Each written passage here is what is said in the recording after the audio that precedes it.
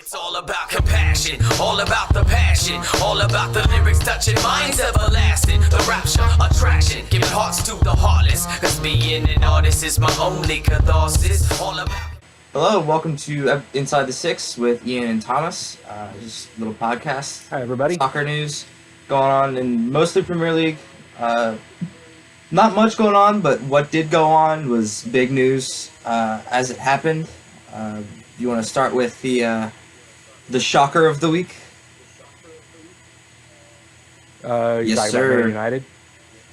Yeah, with the games that I watched, I have that one listed as game of the week, just because of the result.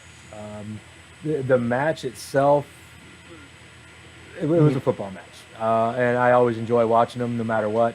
This one wasn't particularly exciting. One thing I will say that what's his name, Martin Dubravka, The keeper that made his debut? outstanding. I mean, this cat came up huge time and time again.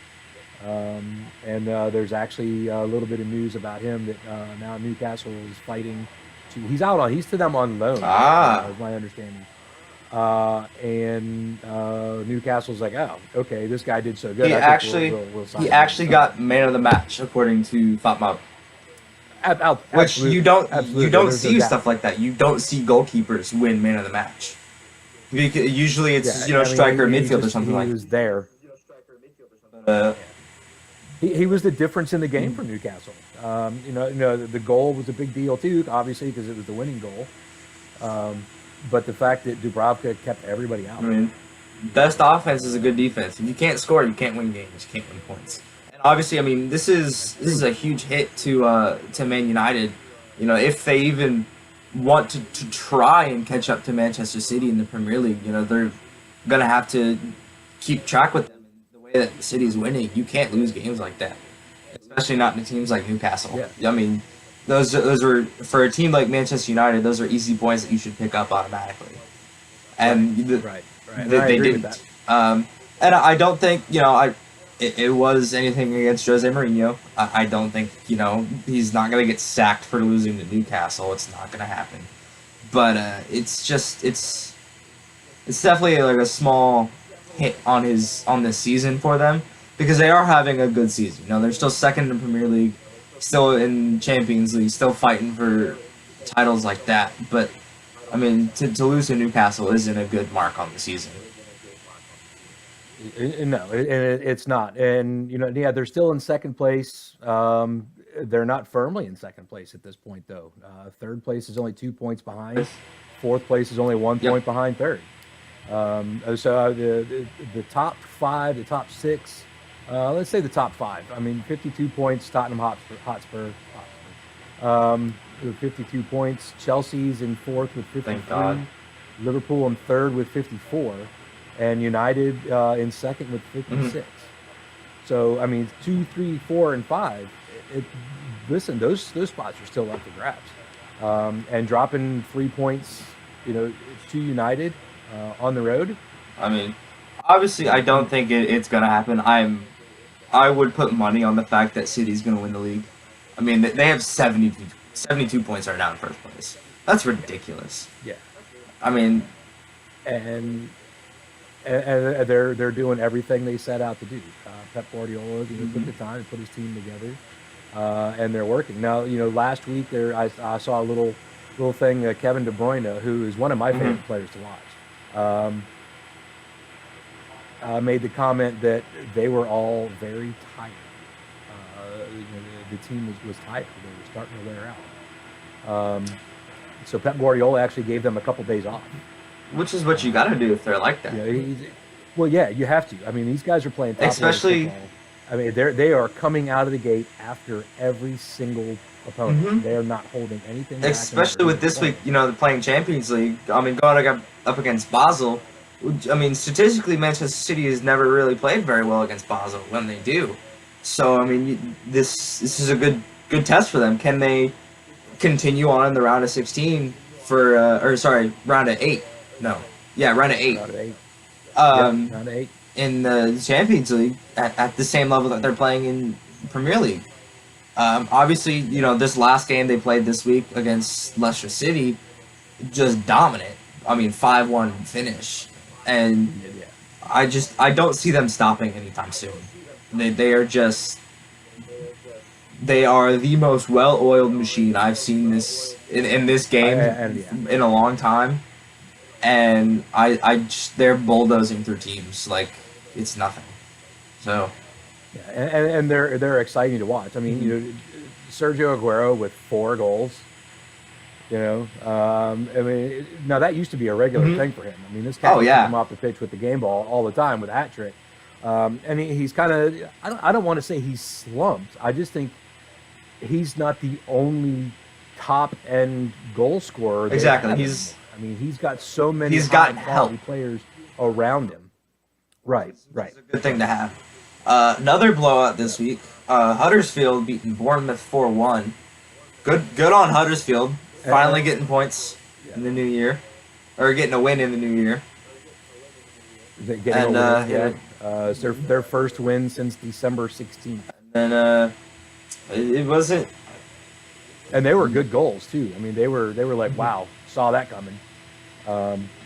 It was actually bad enough that Charlie Daniels actually apologized to the Bournemouth fans for the poor performance. Oh wow. And just I've seen Bournemouth play. I've seen Bournemouth play well, and I've seen Bournemouth play. They really beat badly. Chelsea a couple weeks ago. This is probably one of the worst performances. Yeah, this is one of the worst performances I've seen Bournemouth put on.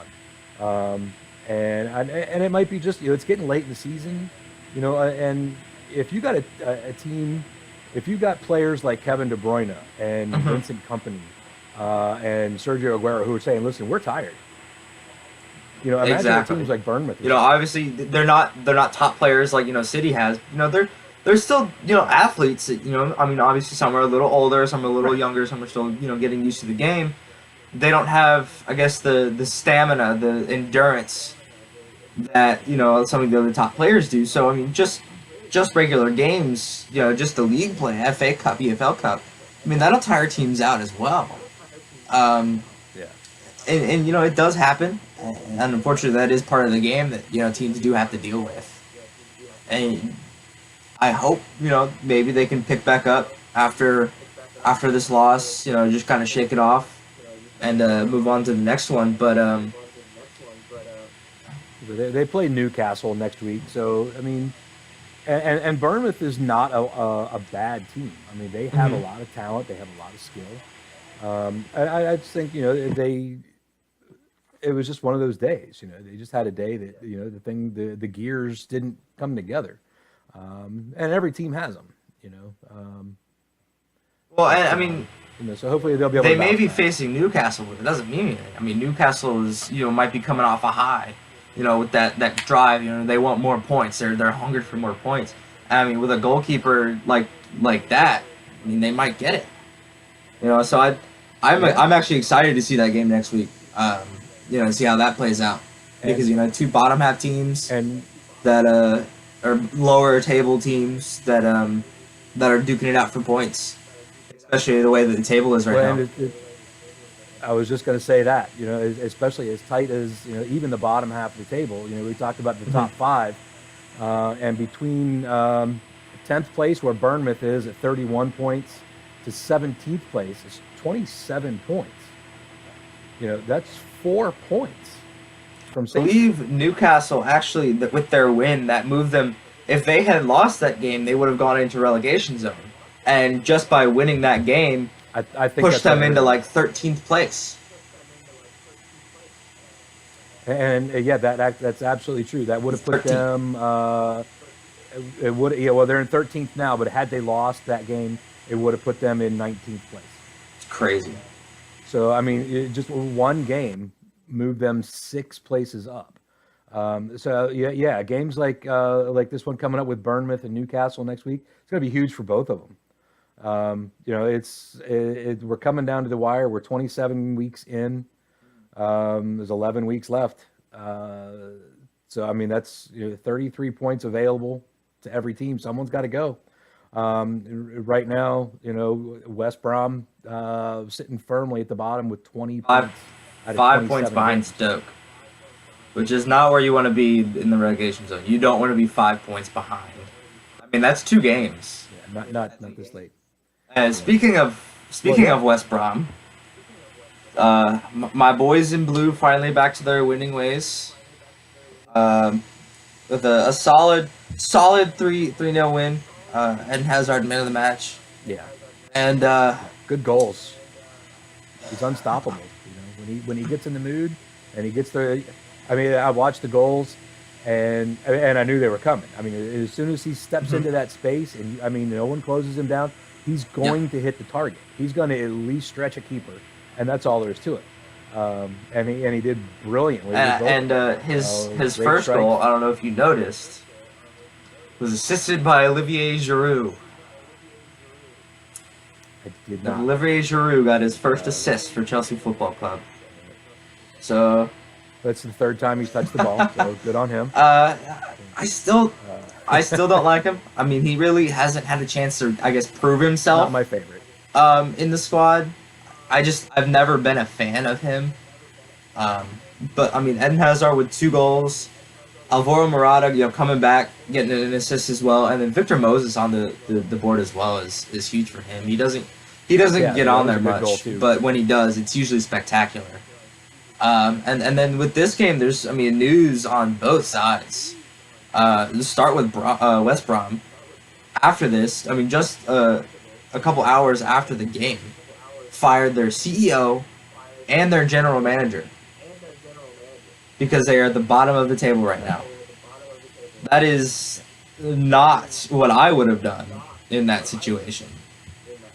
I mean that's a huge change at the middle of the season when you're at a critical point in your season. I mean, it's just Yeah, and I don't know enough about the inner workings at club level, to know how big of an impact that could have on players. I think as a club in general, that's a big shakeup. It's definitely going to have a financial impact on it. yep. I don't know, if there's any way that investors trade stock or have shares or whatever in these clubs. I mean, there's hundreds of millions of dollars at play here. But I think when you go in, and you lose your third consecutive match and it puts you firmly in the Yep. bottom of the table, after week 27, and you fire the chairman of the board and the chief executive officer, people who have money invested in your team are going to start Yeah, thinking, I would. do I need to put that money somewhere else? Sure. And I think any sane person would be thinking the same thing. Do I need to wait this out, or do I need to take my money and put it somewhere else? So financially, I think that's going to have a big impact on them. And then you got to think, the transfer window, summer transfer window is only a couple weeks away. How's that going to impact them? What can they do? I mean, this is already a small team, and they don't have a boatload of money to work with in any transfer window. Well, now you've got a CEO and a chairman who have just been terminated. And so that's going to change investors' minds. That's going to change where money's coming from. I mean, Does that impact them negatively coming into the summer transfer window and their hopes for, if they manage to get out of the relegation zone, what are they going to do? Or if they end up in the championship, what's that going to do for their season next year as far as playing their way back into and think about some of the players that they have that'll be leaving. I'm sure, Johnny Evans will be leaving, most certainly. I promise you Solomon Rondon will be leaving. I mean, those are, 2 bigger names that I think deserve more of a chance in the Premier League. I think they're fantastic players. But, you've got Ben Foster, too, who's one of the top goalkeepers for England. Right. I mean, those are top players on the team that I guarantee will not play with them in the championship. And I thought it was an interesting move. I mean, it's a shocking move, but I thought it was an interesting move that the manager, the head coach, didn't get terminated, because that's usually the first thing you do. Is you lost 3 in a row. It's the coach's fault. He's got to go. And that didn't happen here. They went much higher up. So there's decision making going on somewhere that the owner did not appreciate, and said, "Listen, I'm holding you guys responsible, and now you got to go." I mean, Alan Pardew isn't one of the coaches, isn't a manager, that is known for winning huge, like, a bunch of titles. He's usually one of those managers that helps gets teams, like, out of, relegation. And I think what it is there, like you said, there might be something going up in the upper management, that might be just destroying the team from the inside out. And I think that's the problem. Is there's something not working in the higher levels. It's not good for the team. On the other side of that game, you got Chelsea finally getting their 3 points. At the game, fans were actually cheering Antonio Conte's name. I guess thanking him for finally getting points. But a neat little side note on that. You talked about West Brom lost, so they started firing people.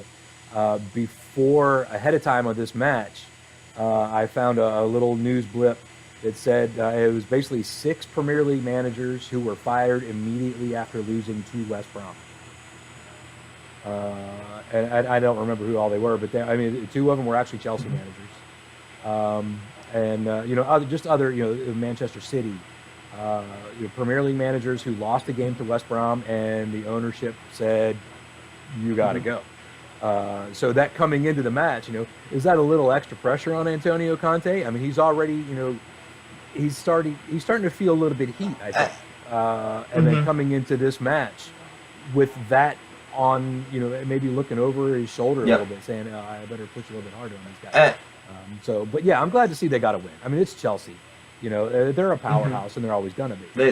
Roman Abramovich just has the money for that. But there's actually, I've seen a couple more big names come up as possible replacements for Antonio Conte. Luis Enrique came out and said he would only be willing to manage Chelsea if you have to give him a little bit of time, because he wants to go gather up his old assistant managers and like trainers and stuff like that who are still in the La Liga right now. He says, "I want the same crew that I had at Barcelona. I will only do it then." Which I thought was interesting but smart, because he knows those guys, he knows how they work, and he knows it can be successful. And he knows that they already know exactly his style of play and what kind of things he's going to be expecting from the coaches and from his trainers. And I would be extremely excited to see Luis Enrique as the manager for Chelsea. I would be certainly okay with that. Another name I saw was Marco Silva. Is it Marco Silva? Former Hull City coach. He was fired recently. Yeah. It was Marco Silva. Yeah. Yeah, Marco Silva, yeah.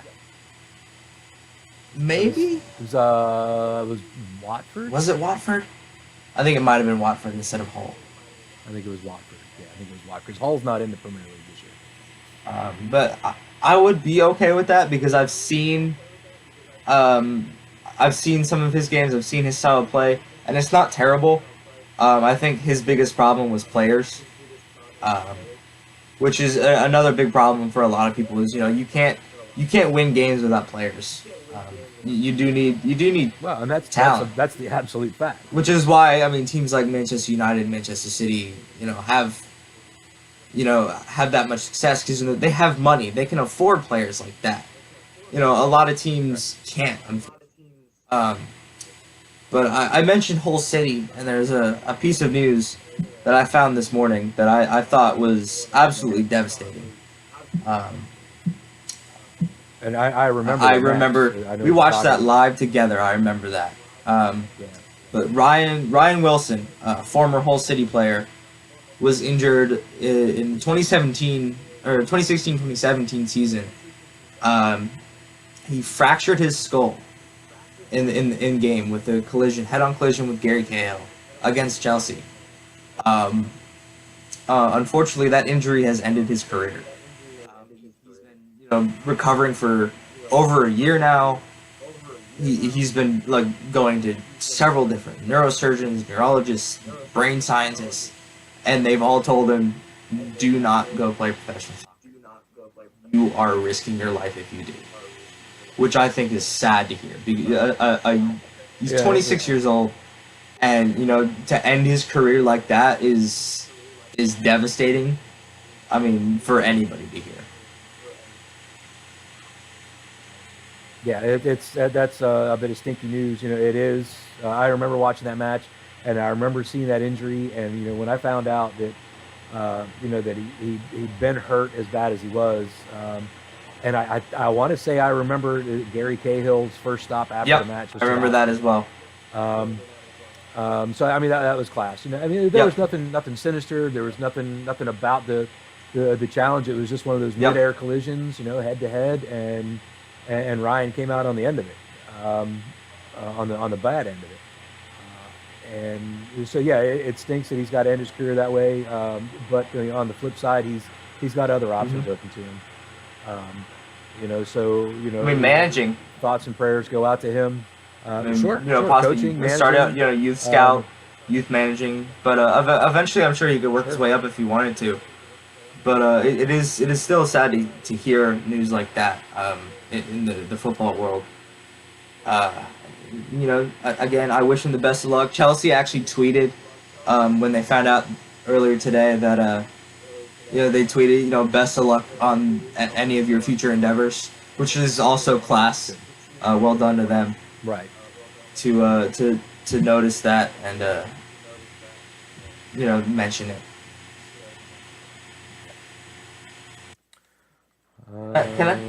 I've just gotta. Can I ask you one question? What do you think of Everton this season? Everton's struggling.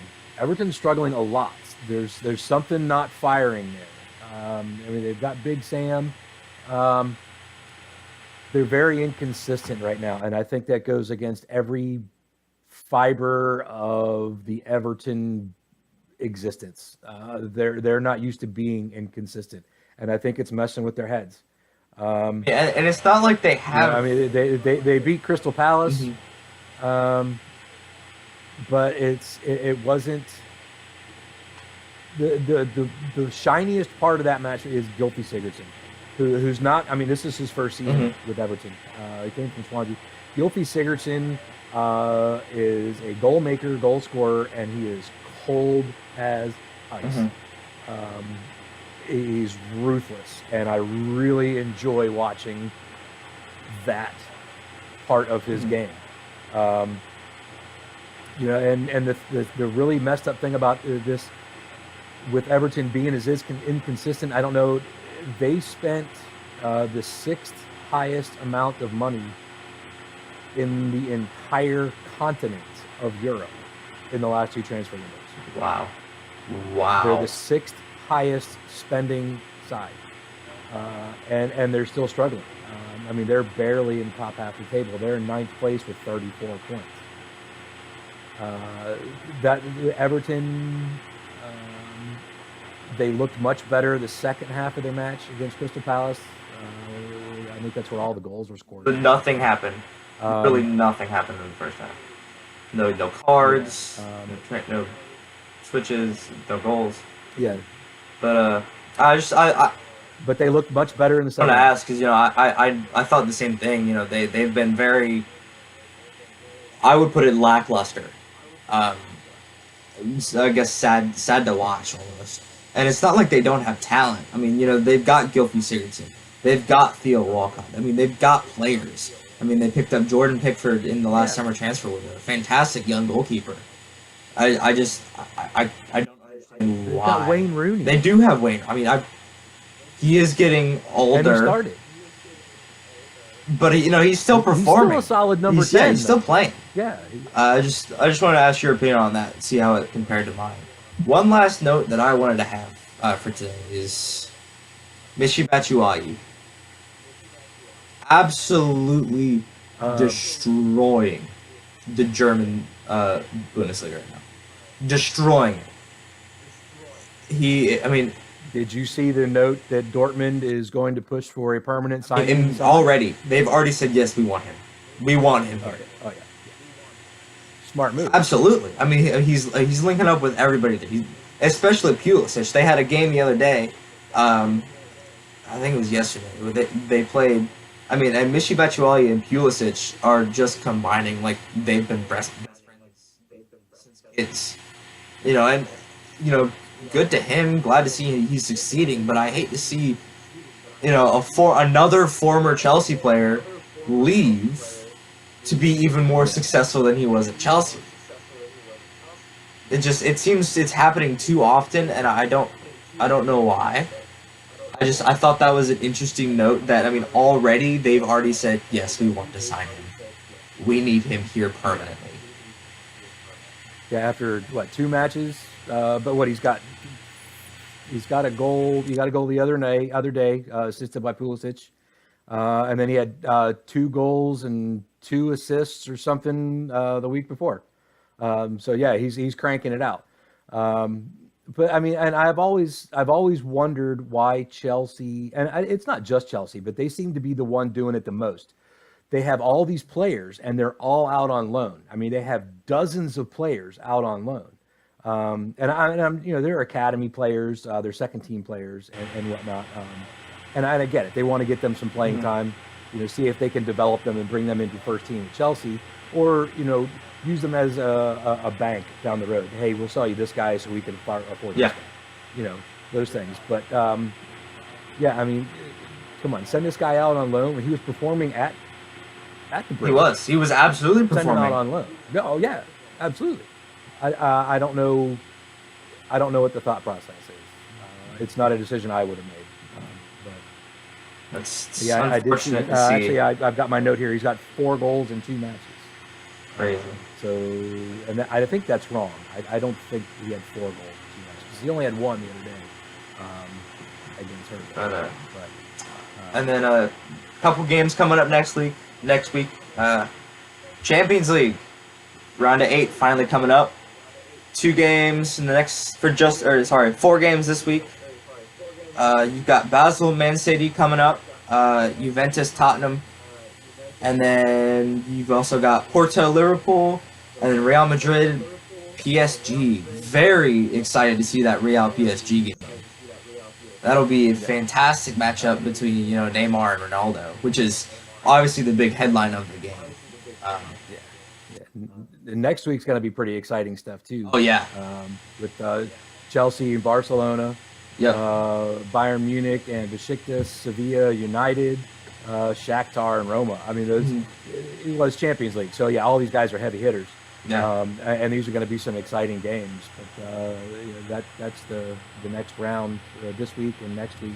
Yeah. I think the 2 games I'm most excited about is, as I said, the Real PSG game and the Chelsea Barca game, because those are 2. I mean, those are giants colliding in the game. So I think with that, I think you have something to end the show off with today.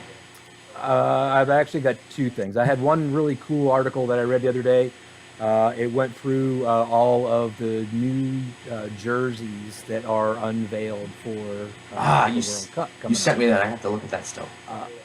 Yeah, and the number 1 ranking jersey, and I kind of agree. I looked through all of them. Nigeria, their home and their away jerseys are smoking, and the thing that really struck me about those jerseys is they're actually Nike designed jerseys. Through the top 10, I'll just run through them real quick. Number 1 is Nigeria. Number 2 was Belgium. Number 3, Cameroon. Number 4, Germany. Number 5, Colombia. Number 6, Peru. Number 7, Mexico. Number 8, Argentina. Number 9, Japan. Number 10 was Egypt. You like those Egyptian ones? Top 10. Those Egyptian ones are simple. Cool, but you know, it's a really nice color. And so the cool thing about the top 10 is 7 of those top 10 jerseys were designed by Adidas. There was 1 Nike, there was 1 Puma, and there was 1 Umbro, which is owned by Nike.